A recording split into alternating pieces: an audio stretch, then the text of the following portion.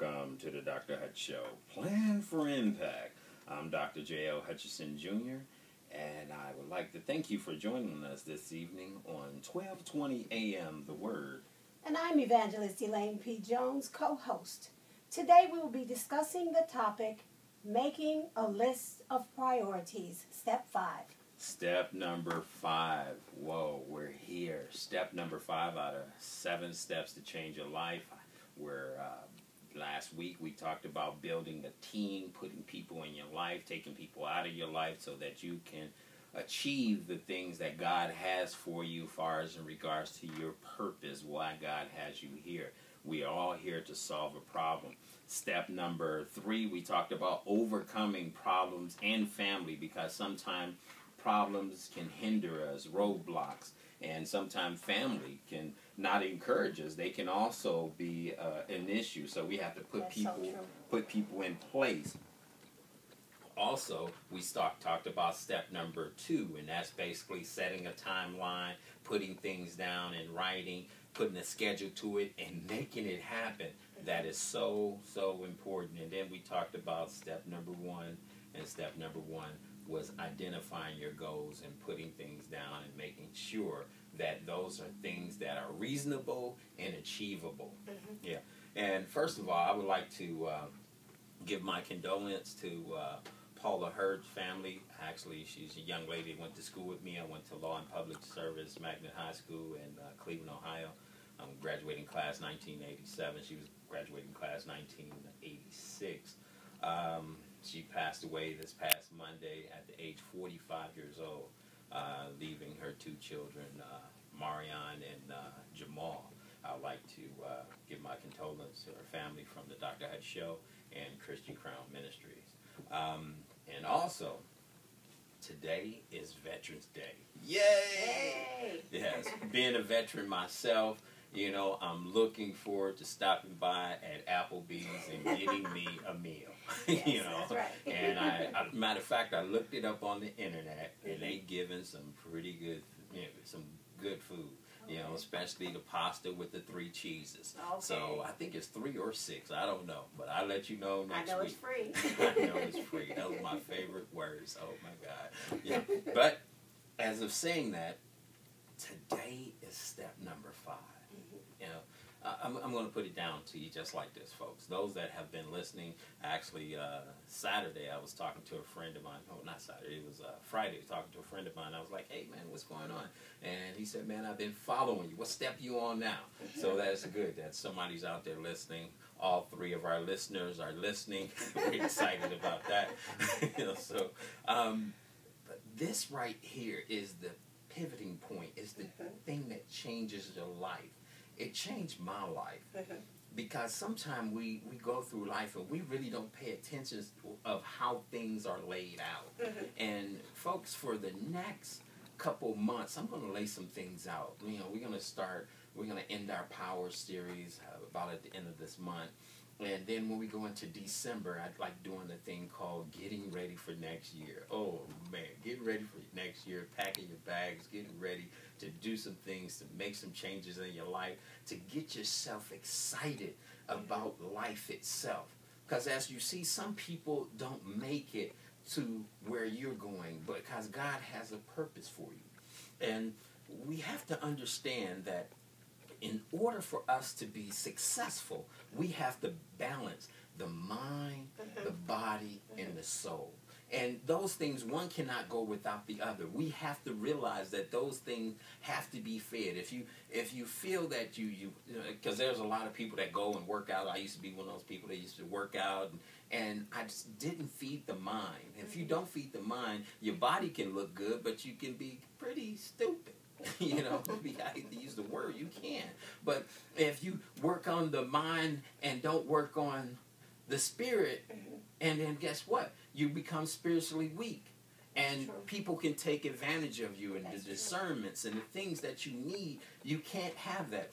So what we're going to talk about today, making that list of priorities, things that's important to you and also important to God. Because when you look at things like this, people develop in mind, soul, and body by making and using things. We take things and we use it. because the objective of life is development.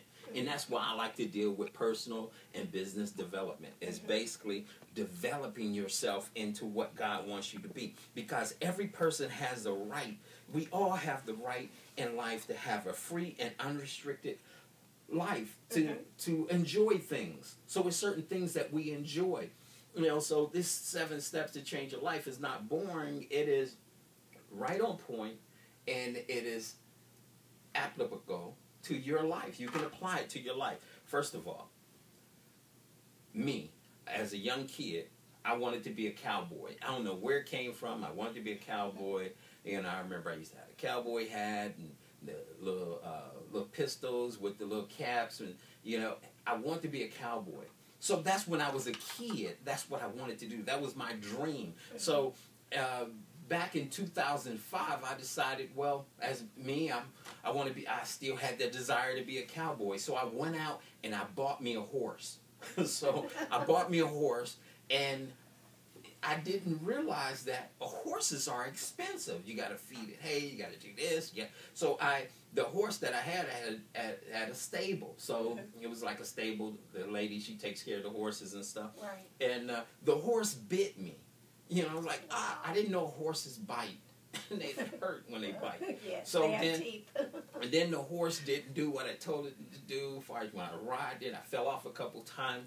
But sometimes certain dreams and certain things you think you want to do, it maybe at the time it was great when you was a kid, but sometimes things don't fit in your life where it's supposed to, where you think it's supposed to turn out. Right. So I couldn't be a cowboy because after a while I got used to the city instead of the country. I was born in Talladega, Alabama.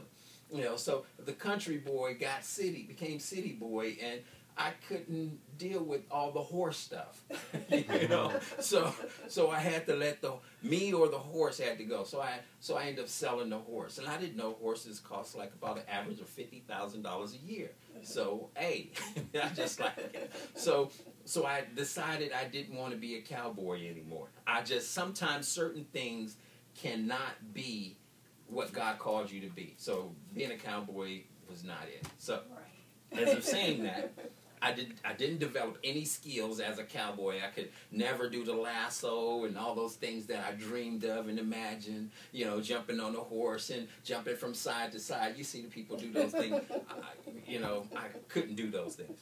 But what I'm saying is that we have skills that we have developed. As far as skills stands for an ability and capacity acquired through deliberate, systematic, and efforts to smoothly carry out activities. That's through training and experience. So we have skills. Over the years, the skills and the experience that we gain, we develop these things that we can use for our purpose.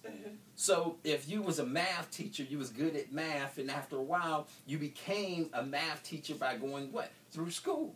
Right. You go through school and you become that. And what happens, you get knowledge. Knowledge is a state or fact of knowing, understanding, and gained through experience or study. Specific information about something, basically like studying the Bible, is so important for Christians. So some people take it beyond that. When I went to seminary school, I said, well, I just don't want to be a minister that don't know anything just through just self-taught reading. So I ended up going to seminary school. And when I went to seminary school, it was like, whoa, it was totally different.